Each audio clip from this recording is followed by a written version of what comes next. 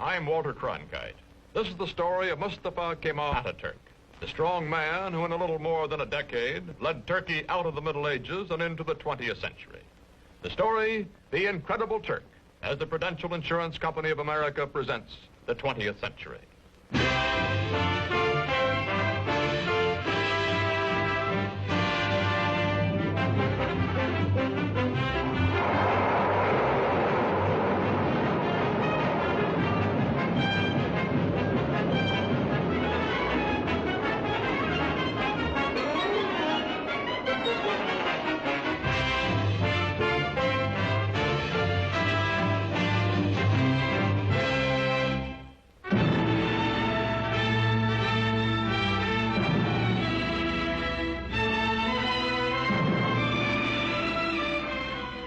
In the Middle East today, chaotic, vulnerable to Soviet expansion, Turkey, modern, powerful, and a rarity in this area, pro-Western, is prepared to defend herself against any aggressor.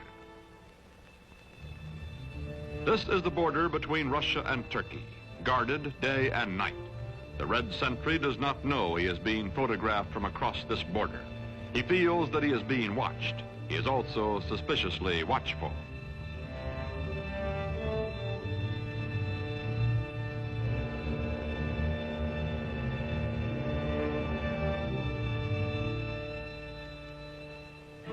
Today, Turkish cavalry defends the broken, desolate terrain at the edge of Asia Minor.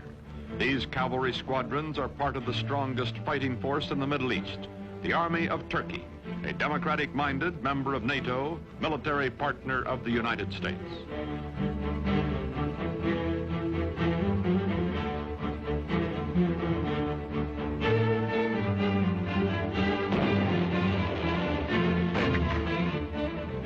Modern Turkey, strong and stable, was created out of a dying Oriental despotism by one man, unique in history, Mustafa Kemal, called Atatürk, father of the Turks. In a moment, this story, The Incredible Turk. By 1900, the Ottoman Empire, land of many races and religions, has lost her ancient tolerances and her world position, is reduced from medieval splendor to medieval squalor. Ruled by inept autocrats, ruined by foreign wars and exploited by foreigners, the people are sunk in poverty, lost in lethargy, mostly illiterate. The Turkish Empire continues to exist only because the European nations cannot agree among themselves to dismember her.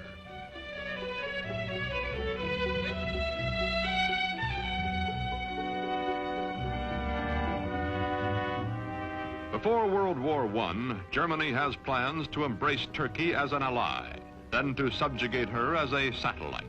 To visit the sick man of Europe, as Turkey is called, comes the German emperor himself, Kaiser Wilhelm II. He is received with more than ceremony. His glowing promises, such as the Berlin to Baghdad Railroad, are believed by the Sultan and his government, and even by the nationalist-minded Young Turks. When war comes, Turkey will waver between her old friend Britain, allied with her hereditary enemy Russia, and her new friend Germany. On October 29, 1914, Turkey takes into war, on the Kaiser's side, her obsolescent army.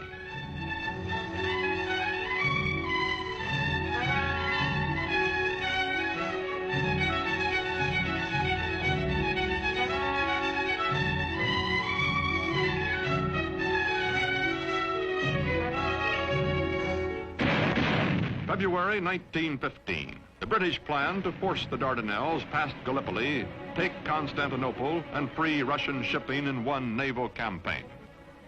Mustafa Kemal is an unknown officer commanding a feeble Turkish division at Gallipoli. His brilliant strategy and ferocious personal leadership changed the course of the battle, the campaign, and the war. After 10 months, the British signal defeat and steam away, leaving on the historic shore of the Hellespont a new hero in Turkey. One victory, one great military commander are not enough. The defeat of the Central Powers by the Allies brings the end of the old Ottoman Empire. It is carved away, leaving only Turkey proper, a much smaller and more homogeneous land which, with leadership, may become a nation.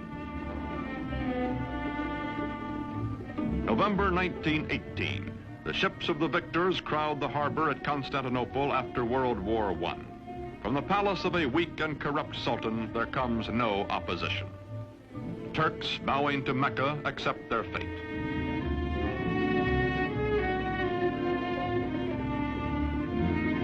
From France and from Great Britain, occupation troops disembark to take over the ancient capital.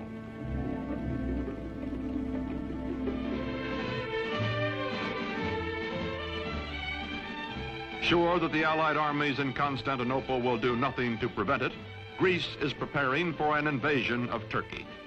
On May 15, 1919, the Greeks land their troops.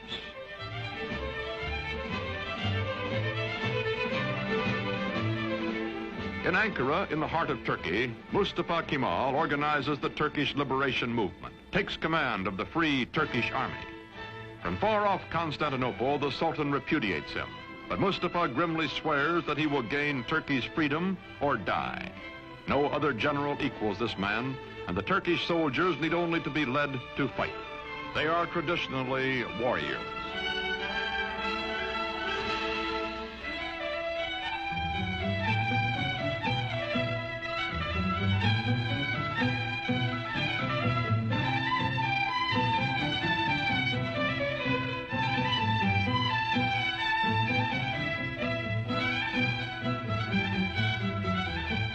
Quickly, Mustafa Kemal gathers the forces of an occupied Turkey under his almost unchallenged domination. His hastily recruited bodyguards stand ready to defend him with their lives. Mustafa Kemal pits his cold, inexhaustible toughness, his unyielding determination, his knowledge that the people are with him, against the continued fanatic opposition of the Sultan's government. Ammunition must be made by hand, by old men and hungry workmen, boys and children. Mustafa Kemal's Turkey is going into battle with the Greeks.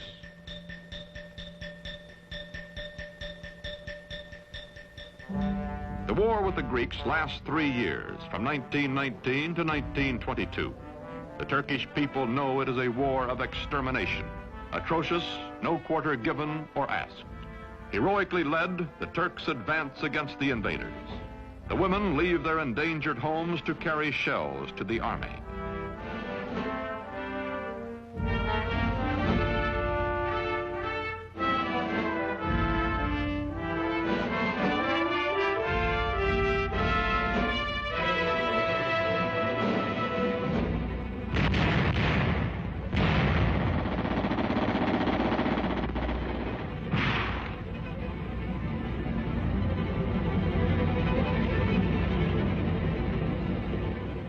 September 1922, the Greeks are driven back to the Aegean Sea.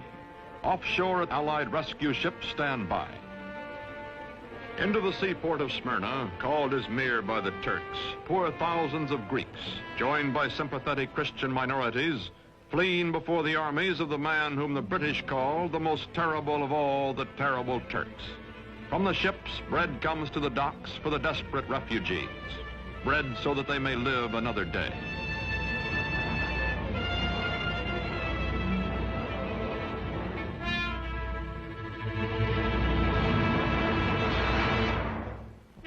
September 9th, 1922. The Turks enter Smyrna, last stronghold of the invaders. They take vengeance against the Greeks for whole Turkish villages wiped out, for their kinsmen massacred. The burning of Smyrna, the final atrocity that both the Greeks and the Turks disavow, ends a war that has become an unendurable nightmare for both sides. Its polyglot population takes to the sea as the flames destroy the great Homeric city.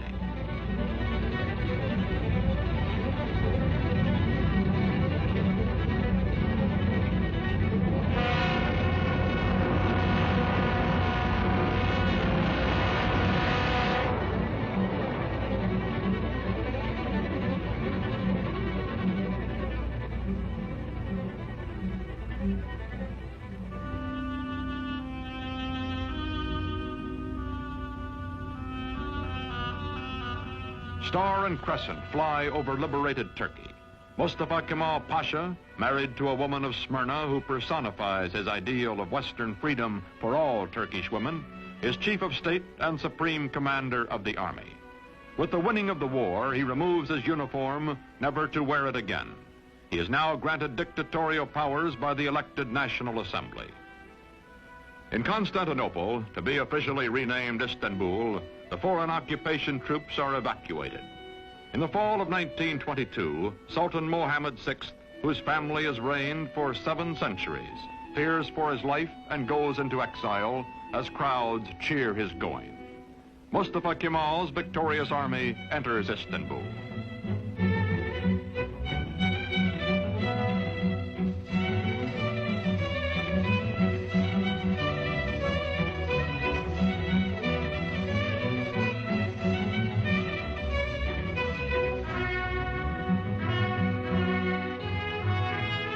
First president of the First Turkish Republic, Mustafa Kemal, during the 1920s, keeps his limitless wartime powers and his command of the army, makes the hard, dry town of Ankara his capital.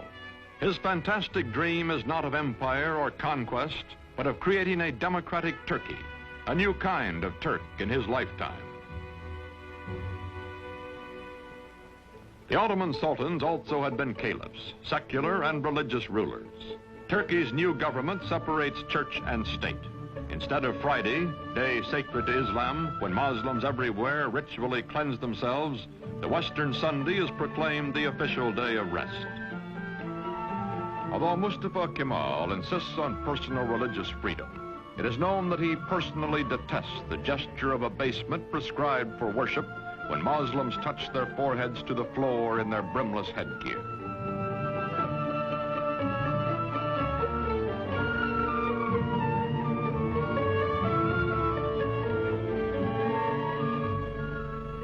To Kemal, this headgear, the fez, symbolizes Turkey's Oriental fatalism and ignorance. He will abolish it.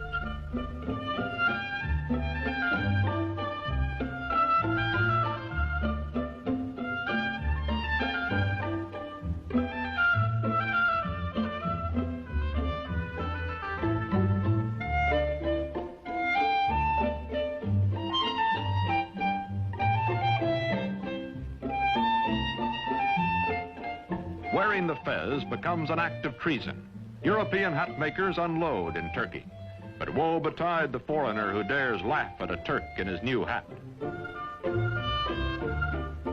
More than 90% of Turkey's 13 millions are illiterate. Mustafa, who earned in school his second name, Kemal, meaning excellent, himself takes charge of replacing the difficult, obsolete Arabic script. A new Latin alphabet, a revised and standardized Turkish language are prepared by experts bullied into haste by Kemal.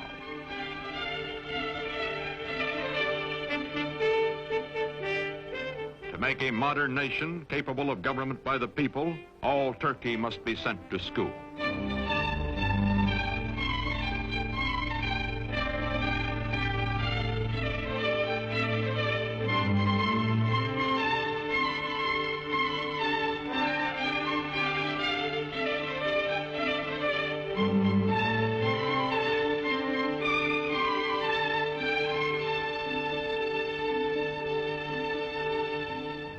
Islamic traditions are shattered. A man's image, Mustafa Kemal's, is displayed in public. He also orders all Turks to adopt Western-style family names and is himself christened Atatürk, meaning father of the Turks. The faces of Turkish girls and women are hidden, and they live in virtual slavery until Atatürk unveils them by decree. Now divorced from his wife, he takes pleasure in the company of emancipated women and insists that all Turkish women adopt Western clothes, gives them equal rights under the law after abolishing polygamy, and opens to women all the trades and all the professions.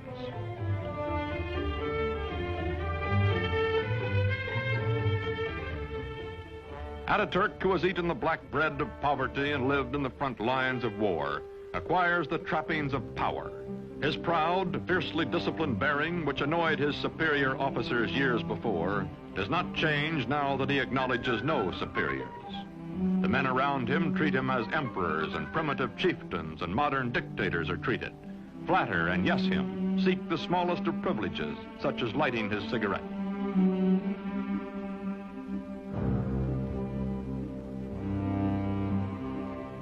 man in a hurry, he has no time for opposition or for modifying his programs. Is too concentrated to pay the slightest attention to the awkward and harassed civil servant who is about to drip peach juice on his shoulder, or to the waiter who will wipe it off.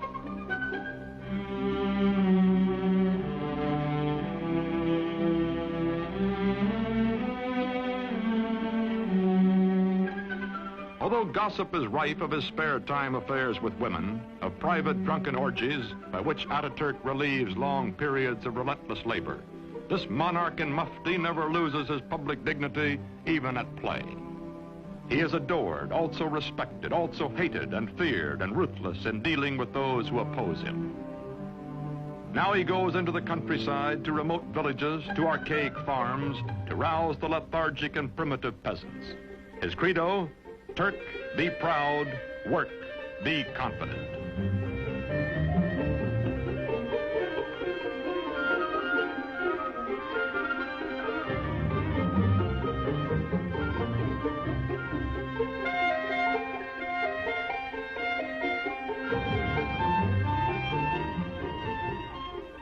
There are two ways of conquering, says Atatürk, by the sword or by the plow.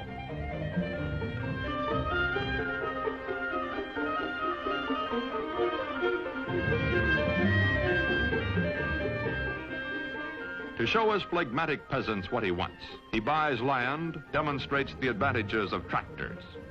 Atatürk, son of a civil servant, military careerist, now all-powerful dictator, becomes a model Sunday farmer.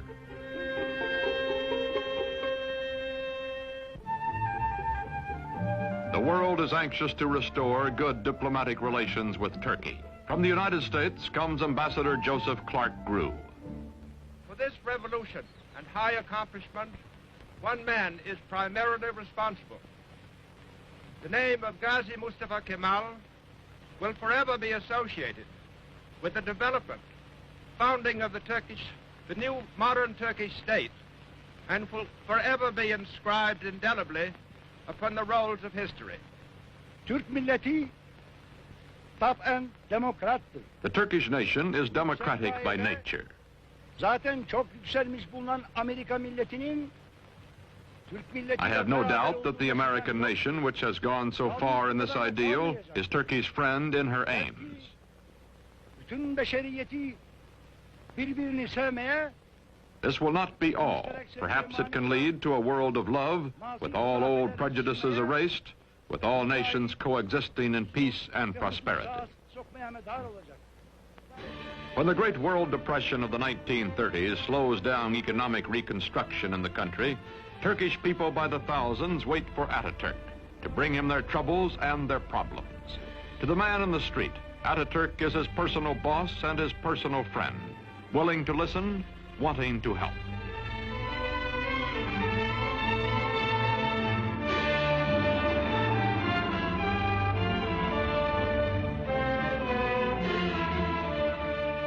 All over the country, Atatürk preaches the ways of the West, scolds and harries workmen to carry out his forcible plan for industrializing the Turkish Republic.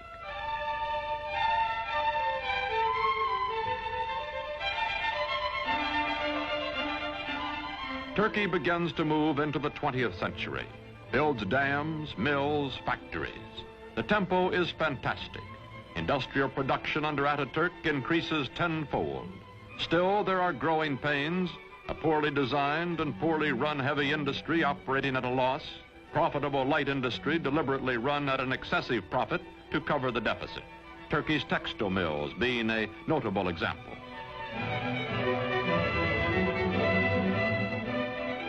The European nations compete briskly for Turkish trade, for her surpluses, her chrome, and her tobacco, in exchange for the manufactured goods, machinery, and arms she imports. Turkey's foreign relations are excellent, but war is in the offing.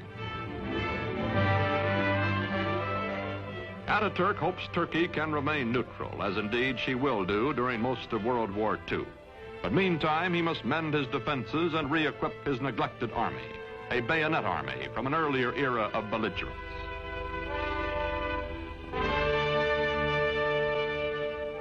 Turkey's dictator has said, Hitler will lead a dynamic nation to destruction by whipping its passions, and Mussolini will play Caesar. Time is proving him right. Aging now, Atatürk gives his personal fortune to the nation, lives quietly, spends time teaching the youngest of his 6 adopted daughters the alphabet he made all Turkey learn.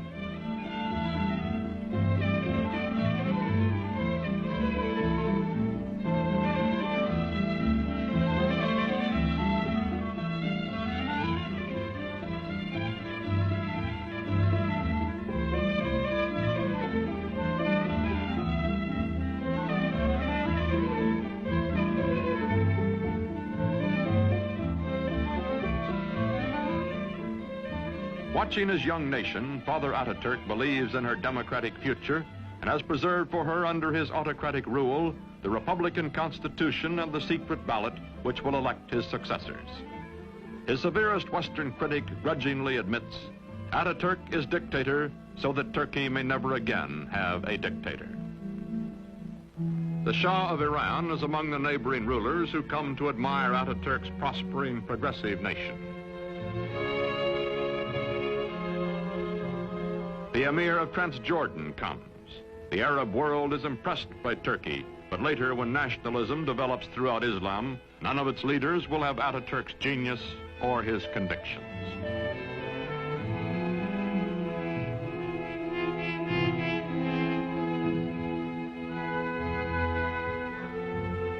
An ailing Atatürk spends much time aboard the yacht presented to him for his health by the Turkish people. Long ago, he has said, I will lead my people by the hand along the road until their feet are sure and they know the way. Then my work will be done.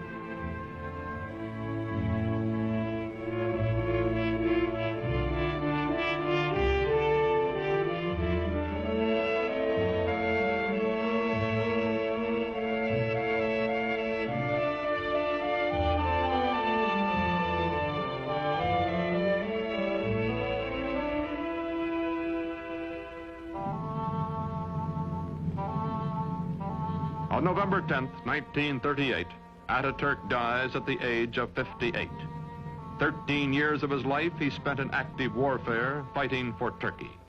For 15 years, until his death, he was our first president and absolute ruler.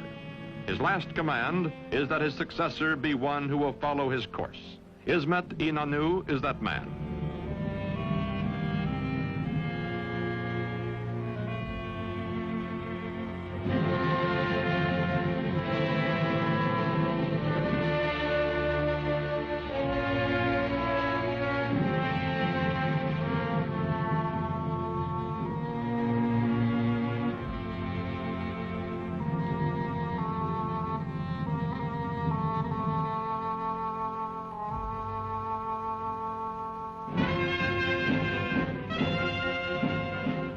Today, this mausoleum is a shrine for his people, who well and truly mourned for Atatürk. Marching past in fighting trim, the soldiers of Turkey are the sons of the ragged forces who followed him to fight for Turkish independence 40 years ago.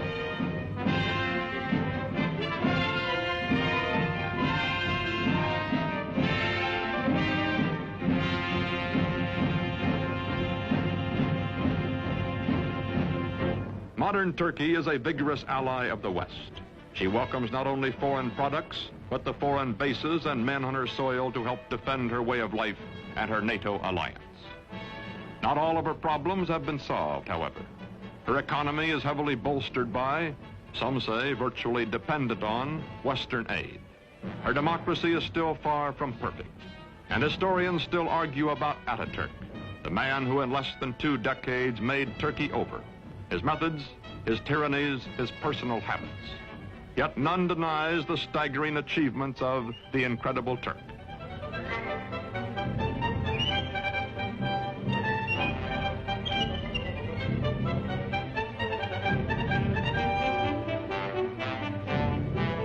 These, our allies, guarding the gates to the east, are the inheritors, the children of Mustafa Kemal Atatürk.